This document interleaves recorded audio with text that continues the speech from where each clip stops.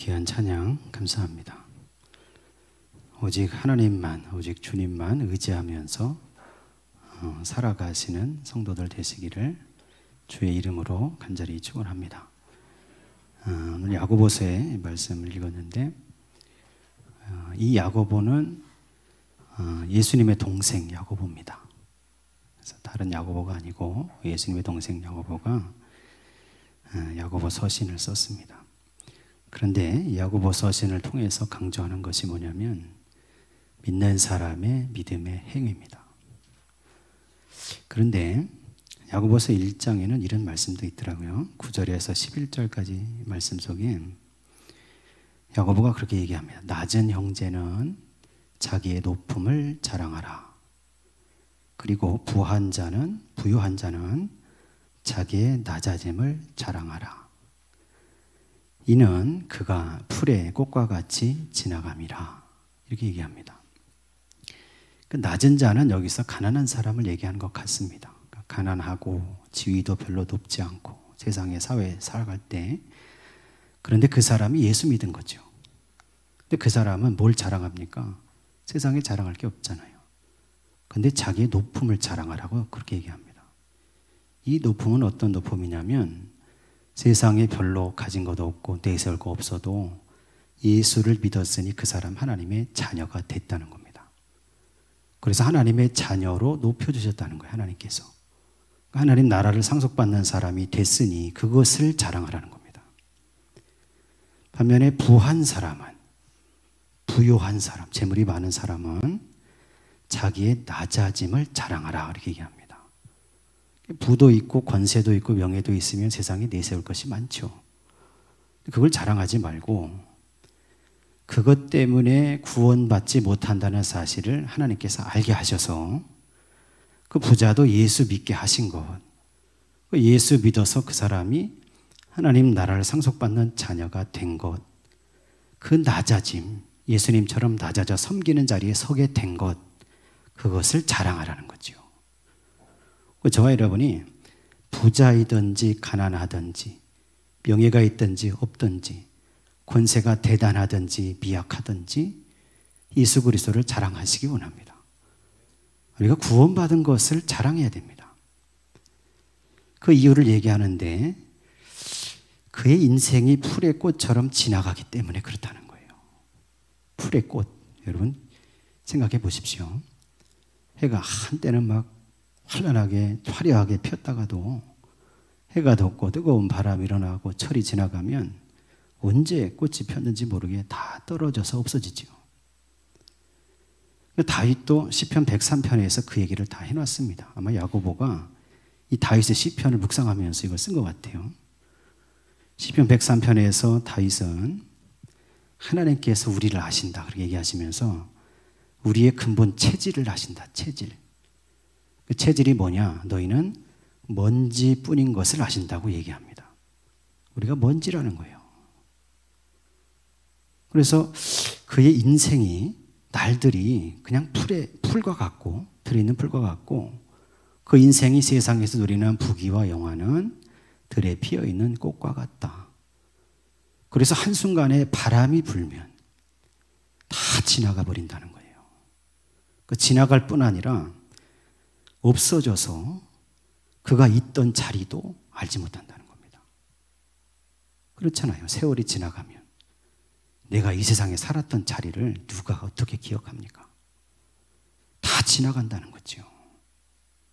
그런데 하나님을 경외하는 사람, 그 사람에게는 하나님이 기억하셔서 복을 주시고 하나님의 의를 허락하시는데 영원까지 이르게 하시고 그의 자손의 자손에게까지 이르게 하신다는 겁니다. 구체적으로 하나님을 경외하는 것이 뭐냐? 시편 103편에는 하나님의 말씀과 법도를 기억해서 지켜 행하는 자. 오늘 저와 여러분은 하나님의 말씀을 기억하여 행하는 성도 되시기를 소망합니다. 바로 그 사람에게 그게 경외하는 것이고 그 사람에게 하나님 은혜를 베푸셔서 하나님의 의를 허락하시고 구원과 영생의 자리에 이르게 하신다. 예배하는 저와 여러분이 그 복을 받는 성도가 되어야 할 줄로 믿습니다. 근데 시편 103편에서 그렇게 얘기했는데 야고보는 그 행함을 얘기하는 겁니다. 그 행함. 믿음의 행함이죠. 그래서 오늘 말씀 읽은 것처럼 그런 얘기를 하는데 여러분 14절과 17절을 한번 뽑아서 읽어보겠습니다. 야고보서 2장 14절, 17절만 먼저 14절을 같이 읽겠습니다. 내 형제들아 만일 사람이 믿음이 있노라 하고 행함이 없으면 무슨 유익이 있으리요? 그 믿음이 능히 자기를 구원하겠느냐? 17절입니다. 이와 같이 행함이 없는 믿음은 그 자체가 죽은 것이라. 아멘. 야고보는 행함이 없으면 유익이 없다. 어떤 사람이 있는데 믿음이 있다고 말만 한다는 겁니다. 말로는 내가 믿는 사람이고 말로는 내가 교회에 뭐 되는 사람이고 말로는 내가 예수님 사랑하는 사람이다 이렇게 얘기하는데 그의 구체적인 삶의 자리에서는 그게 드러나지 않는다는 겁니다. 그 믿음이 드러나는 행동이 없다는 겁니다. 그게 무슨 소용이 있냐는 거예요. 야고보는. 그래서 예를 들었는데 중간에 뭔 얘기를 하냐면 너에게 어떤 형제 자매가 있다. 근데 그 사람이 가난해서 먹을 것도 없고 입을 것도 없는데 근데 그 사람에게 네가 예수 믿는 사람이라 그러면서 가서 배부르게 해라. 옷을 입어서 따뜻하게 해라. 평안히 살아라. 이렇게 얘기하는데 정말 먹을 것을 주지 않고 입을 것을 주지 않으면서 그렇게 말만 한다면 그게 그 사람에게 무슨 유익이 있냐는 겁니다. 아니 그 믿음이 무슨 가치가 있냐는 거예요. 야고보는. 그러니까 저와 여러분이 야고보서를 읽을 때는 우리의 신앙의 삶의 자리를 돌아봐야 됩니다. 예배하면서 나와서 하나님께 기도하면서 찬송하고 예배하는데 구체적으로 내가 살아가는 삶의 자리, 나의 가정과 나의 직장과 나의 모임과 나의 생활의 터전, 거기서 나는 그리스도인이냐 이겁니다. 내가 믿는다고 말하는데 거기서 나의 믿음이 구체적인 행실로 드러나야 된다는 거예요. 오늘 저와 여러분이 예배하면서 야고보서의 말씀을 읽을 때 나의 삶의 자리에서 예수님의 말씀을 내 몸으로 행위로 내 삶으로 드러내는 성도가 되어야 할 줄로 믿습니다. 그 뒤에 말씀을 쭉 읽어보면 이런 얘기를 해요. 여러분 18절에서 20절도 한번 읽어보겠습니다. 18절에서 20절입니다. 어떤 사람은 말하기를 너는 믿음이 있고 나는 행함이 있으니 행함이 없는 내 믿음을 내게 보이라. 나는 행함으로 내 믿음을 내게 보이리라 하리라. 내가 하나님은 한 분이신 줄을 믿느냐? 잘하는도다. 귀신들도 믿고 떠느니라. 아 허탄한 사람아 행함이 없는 믿음이 헛것인 줄을 알고자 하느냐? 아멘. 어떤 사람이 있다는 거예요. 근데 이 사람은 믿음의 행위가 있는 사람입니다. 자기가 믿는데 이 믿음을 구체적인 삶의 자리에 막 실천하는 사람이에요. 근데 그 사람이 또 다른 사람을 책망하는 내용입니다. 근데 그 또 다른 사람은 믿는다고 말은 하는데 구체적인 삶의 자리에서는 아무런 믿음의 행위가 없어요. 정말 그 사람 믿는 사람인지 알 수가 없는 겁니다. 그 어떤 사람을 향해서 이 사람이 네가 지금 믿는다고 얘기하는데 그 믿음을 한번 보여봐라는 거야. 보여봐라. 네가 실제로 살면서는 그 믿음을 행하지 않으면서 말씀대로 살지도 않으면서 입으로는 믿는다고 얘기하는데 그 믿음의 실체가 뭐냐는 겁니다. 네가 믿는다고 얘기하는데 그러면 그 믿음을 꺼내서 한번 나에게 보여보라는 거예요. 어떤 사람이 그렇게 비판한다는 거죠. 그러면서 입으로만 믿는다고 얘기하면서 자기 삶 속에서는 구체적인 믿음의 행위가 없는 사람, 그 사람을 가리켜서 야고보는 뭐라고 얘기하냐면 네가 하나님을 한 분이신 줄 믿느냐? 잘한다. 이게 지금 비꼬는 투로 얘기하는 거예요. 그러면서 귀신들도 믿고 떤다. 그런 얘기를 한 겁니다. 여러분 귀신이 하나님 믿을까요? 안 믿을까요? 야고보 입장에서 믿는다는 거예요. 귀신도. 하나님이 계신 것을 인정하고 믿기 때문에 귀신들도 하나님 앞에 가면 두려워서 떤다는 겁니다. 근데 그 귀신이 가진 믿음이 진짜냐는 거예요. 말만 하는 사람이 야고보는 굉장히 강조해서 오버한 겁니다. 말만 믿는다고 하는 사람은 마치 귀신이 하나님 두려워하는 그 믿음과 똑같다는 거예요. 그러니 그런 믿음이 어떻게 자신을 구원할 수 있겠느냐는 겁니다. 아, 허탄한 사람아. 그러면서 행함이 없는 믿음이 헛것인 줄을 알지 못하느냐. 헛것이라고요. 헛것. 헛것 헬라어로 보니까 아르게, 여기는 이렇게 썼어요. 아르게. 아르게는 뭐냐면 무가치하다, 그런 뜻이에요. 가치가 없다.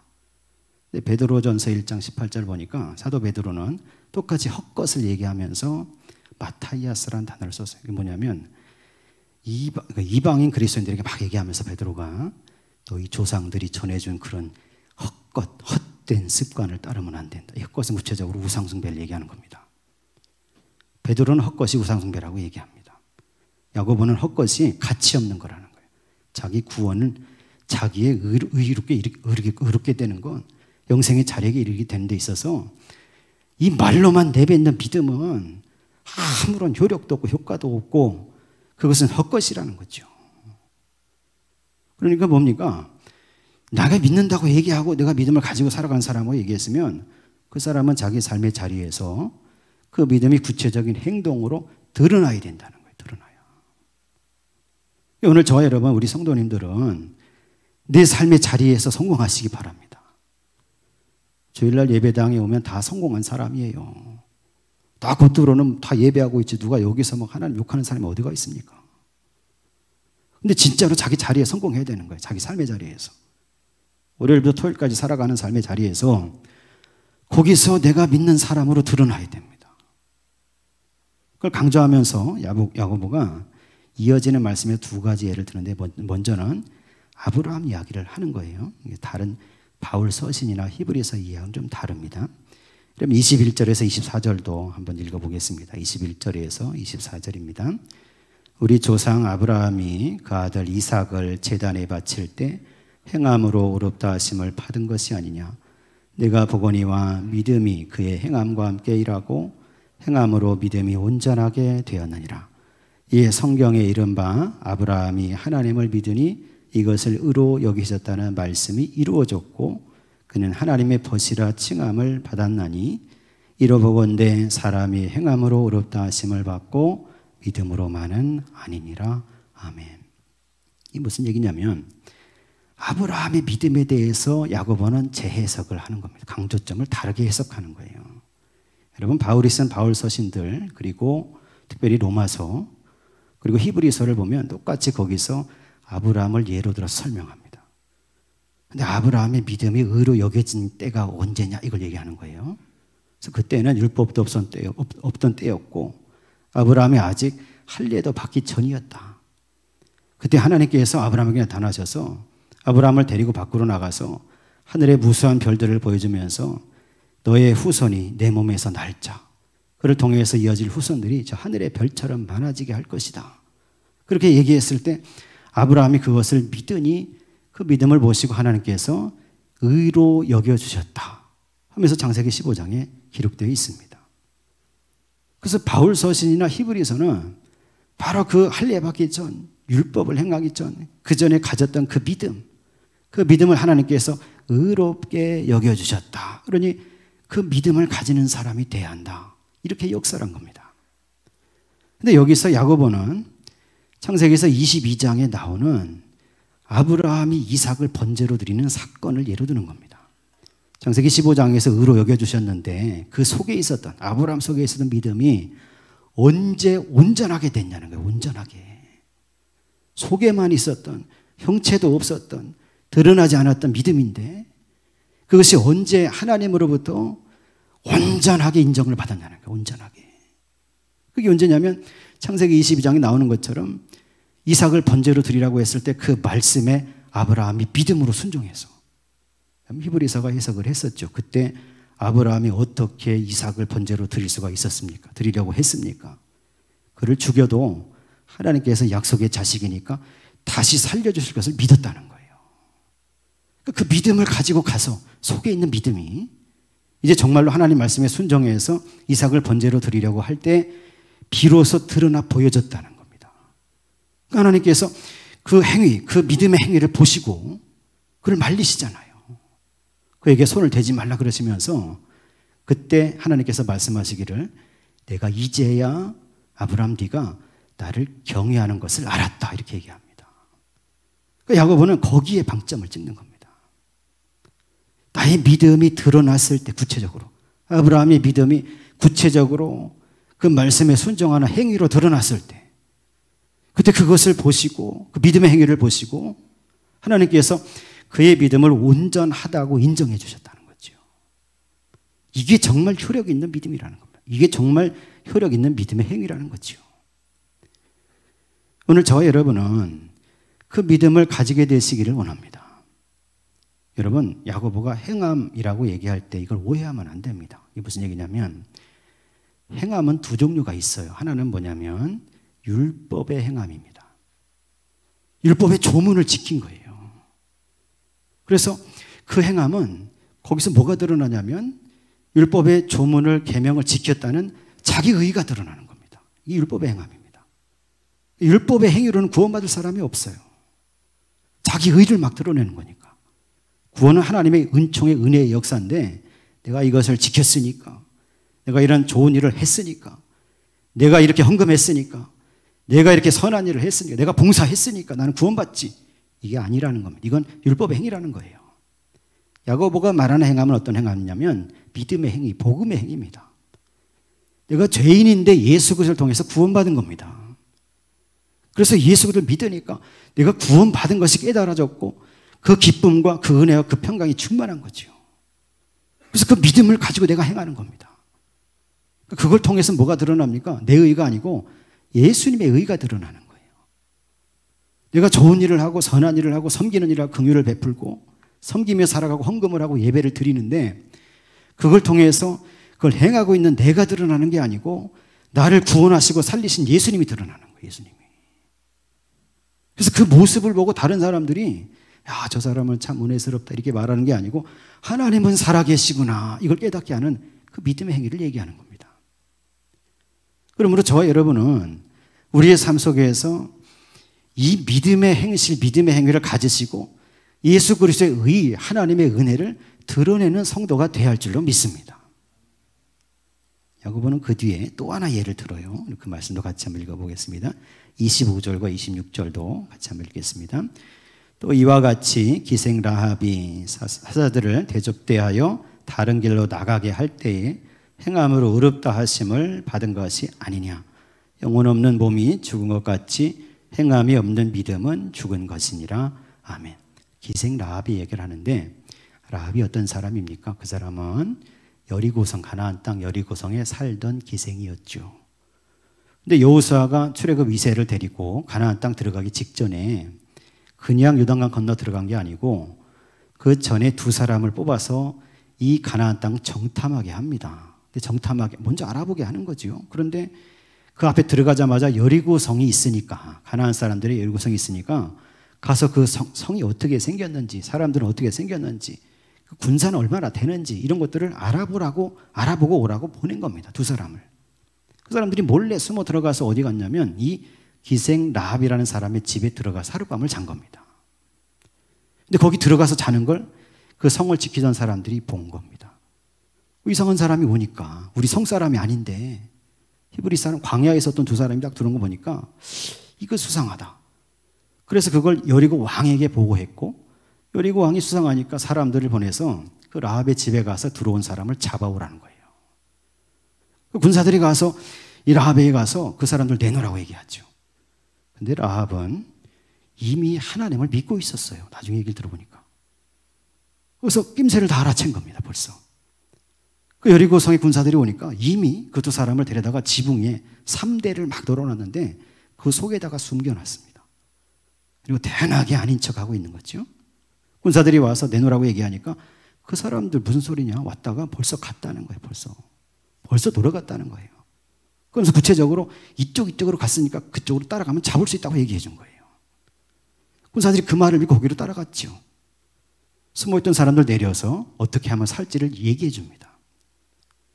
그때 그 사람들로부터 이제 약속을 받는 거예요. 여리고성이 무너질 때, 함락될 때 당신과 당신의 가족들은 지킴을 받게 될 겁니다. 하면서 이제 무슨 표시를 갖다 걸으라고 얘기하죠. 야고보는 바로 그것을 얘기하면서 기생 라합이 가지고 있었던 그 믿음, 무슨 믿음이냐면 이 라합은 변방에 살고 있었기 때문에 이스라엘 백성을 하나님께서 능력의 역사를 이끄셔서 홍해를 가르고 데리고 오신 것, 광야 40년 지나가면서 어떻게 보호하셨는지를 다 들어서 알고 있었고 그걸 듣는 순간에 믿음이 생겼어요. 이 하나님이 진짜 하나님이다. 하나님의 하나님이 진짜 하나님이 아니다. 그 믿음을 가지고 있었는데 마침 그 사람들을 만나게 된 거죠. 야고보는 그 믿음이 언제 의롭다고 인정을 받았느냐 생각해 보면 속으로 가지고 있을 때가 아니고 그 두 사람이 왔을 때 그를 살려서 돌려보내는 구체적인 행위로 드러났을 때, 구체적으로 여리고 군사들을 속여서 돌려보냈을 때, 그때 그 믿음이 드러났고 온전해졌고 인정을 받았다는 거예요.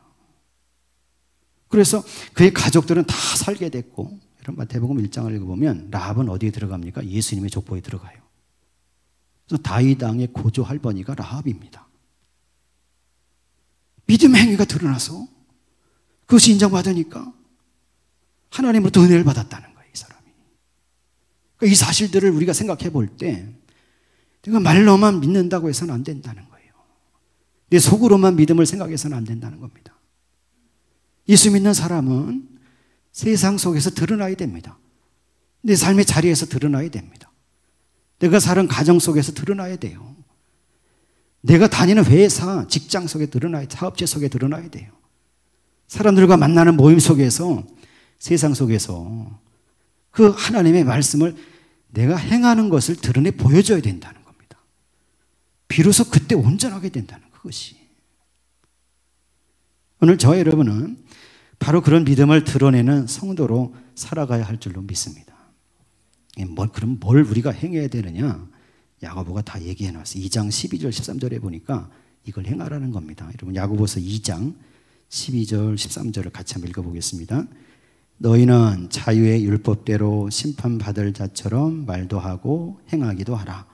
긍휼을 행하지 아니하는 자에게는 긍휼 없는 심판이 있으리라. 긍휼은 심판을 이기고 자랑하느니라. 아멘.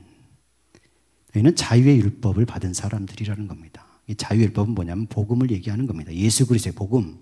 예수 그리스도를 믿으면 어떤 죄도 사함 받고 하나님 은혜와 영광, 하나님의 그 영생의 자리에 서는 성도가 된다 하는 그 은혜의 복음, 그 자유하는 율법을 받은 사람이니 그 복음을 따라서 판별을 받을 사람으로 너희 인생을 살아가라는 겁니다. 그 사람은 어떤 사람이냐면 긍휼을 행하는 사람이라는 거예요. 긍휼. 하나님의 사랑을 행하는 사람. 긍휼이 없는 사람은 긍휼이 없는 심판을 받게 된다는 거예요. 저와 여러분은 하나님의 긍휼, 하나님의 사랑을 내 삶으로 드러내며 살아가는, 나타내며 살아가는 성도들 되시기를 간절히 소망합니다. 긍휼을 드러낸다는 게 뭡니까? 마태복음 25장에 예수님께서 그 세 가지 비유 중에 마지막 비유에 말씀해 주셨습니다. 양과 염소의 비유로 말씀하시는데 어떤 임금이 마지막 때 사람들을 다 둘러 모아서 양과 염소를 나누듯이 다 분류를 한다는 겁니다. 그래서 오른쪽에 양들이 있는데 양과 같은 사람들이 얘기합니다. 나와서 창세로부터 예비된 하나님의 나라를 네가 상속을 받아라, 너희가. 그러면서 그 임금이 얘기한다는 거예요. 이유를 말씀하시는데 뭐라고 말씀하시냐면 너희가 내가 배고플 때 먹을 것을 주었고 목마를 때 마실 것을 주었고 내가 헐벗었을 때 입을 옷을 주었고 그리고 내가 살아가면서 나그네가 됐을 때 나를 돌아보아 주었고 그리고 내가 병들었을 때 옥에 갇혔을 때 네가 찾아와서 돌보아 주었다. 그렇게 말씀하신다는 거예요. 그 양과 같은 사람들이 물어봅니다. 우리가 언제 주께서 그렇게 배고프시고 목마르시고 나그네가 되고 홀벗고 병들고 옥에 갇힌 거 언제 우리가 도왔습니까? 예수님이 그런 적이 없으니까. 물어봤더니 그 임금이 설명합니다. 너희가 여기 내 형제 중에 지극히 작은 자 하나에게 한 것이 곧 나에게 한 것이니라 말씀하셨다는 거예요. 우리가 하나님의 긍휼을 내 삶 속에서 드러내고 나타내는 것은 뭡니까? 내 삶 속에서 구체적으로 지극히 작은 자 하나, 지극히 연약한 사람 하나, 지극히 병들어서 괴로워하고 슬픔 당하는 사람, 그 사람에게 하나님의 사랑으로 먹을 것을 주고 마실 것을 주고 입을 옷을 주고 헐벗은 것을 감싸주고 병든 것을 위로해주고 갇힌 것을 위로해주는 그 삶의 모습, 믿음으로 가지고 베푸는 사랑의 나눔의 모습, 바로 그것이 하나님의 긍휼을 행하는 모습이라는 거죠. 저와 여러분은 세상 속에서 그런 모습을 가지고 살아가야 될 줄로 믿습니다. 예수님께서도 마태복음 7장에 또 이렇게 말씀하셨어요. 21절부터 있는 말씀에 나더러 주여 주여 하는 자마다 다 천국에 올 것이 아니라 오직 아버지 하나님의 그 뜻을 행하는 자, 말씀을 행하는 자가 아버지께로 올 것이다 말씀하셨어요. 저와 여러분은 주여 주여 하는 사람만이 아니라 주님을 부르지만 우리 삶 속에서 하나님의 뜻대로 행하는 성도가 되어야 할 줄로 믿습니다. 많은 사람들이 예수님께서 말씀하시는 거예요. 많은 사람들이 그럴 거라는 거예요. 마지막 때 주여 주님 우리가 주님의 이름으로 선지자 노릇을 했습니다. 주님 우리가 주의 이름으로 귀신도 내쫓았습니다. 우리가 주의 이름으로 많은 권능을 행하지 않았습니까? 하면서 자기 의를 드러낼 거라는 거예요. 그때 예수님께서 뭐라고 하실 거냐면 내가 너희를 도무지 알지 못한다. 이 불법을 행하는 자들아 내게서 떠나가라. 이렇게 말씀하실 거라는 거예요. 그러니까 저와 여러분이 세상에서 어마어마한 대단한 일들을 다 해도 이 믿음의 행위가 있어야 됩니다. 하나님의 사랑을 긍휼을 드러내고 나타내고 나누는 삶의 모습이 있어야 되는 거예요. 구체적으로. 그래야 하나님의 뜻을 행하는 사람이 돼야 그 사람이 하나님 나라에 들어가는 성도가 된다는 거죠. 마태복음 7장에 이어지는 말씀을 쭉 보니까 이 말씀을 듣고 행하는 사람은 집을 반석 위에 세운 사람이라는 거예요. 행하지 않는 사람은 모래 위에 세운 사람이라는 거죠. 그래서 그 사람에게 비가 내리고 홍수가 나고 바람이 불 때 반석 위에 집을 세운 사람은 전혀 끄떡이 없다는 거예요. 하나님의 말씀을 따라서 자기 삶 속에서 구체적으로 실행하면서 긍휼의 사랑을 베풀고 살아간 사람은 절대 넘어지지 않고 무너지지 않는다는 겁니다. 근데 모래 위에 세운 사람, 듣고도 행하지 않고 듣고도 계속 말만 하고 있었던 사람은 비가 내리고 홍수가 불 때, 바람이 불어닥칠 때, 환란이 불어닥칠 때 그냥 넘어져서 다 휩쓸려 가버린다는 거예요. 여러분, 저와 여러분은 반석 위에 집을 세운 성도 되셔야 할 줄로 믿습니다. 그러기 위해서 우리는 믿음을 행함으로 나타내는 성도 되시기를 원합니다. 그래서 온전한 의에 이르는 성도가 되어야 할 줄로 믿습니다. 나의 삶의 자리에서 하나님의 긍휼을 나타내는 성도로 사시고 참 믿음을 통해서 구원의 자리에 이르고 영생의 자리에 들어가는 그런 참된 복된 성도로 인생을 살아가시기를 예수 그리스도의 이름으로 간절히 축원합니다.